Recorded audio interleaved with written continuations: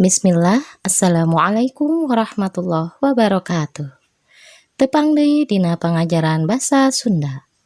Dinten ayeuna urang bade diajar ngeunaan pancen sapopoe. Yuk urang titenan sasarengan. Pancen sapopoe. Pancek jam 5 subuh, beker di kamar Ujang disada. Ujang tanginas hudang tara leleda. Rengseng ngadua, Ujang meresan tempat sare.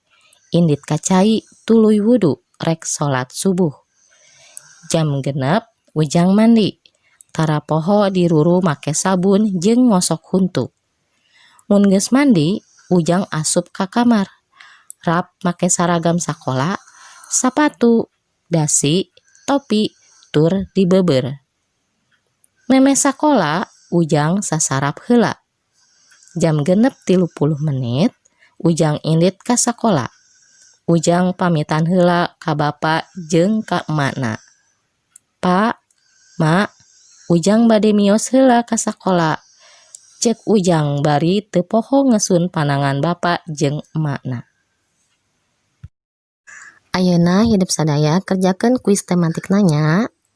Wassalamualaikum warahmatullahi wabarakatuh.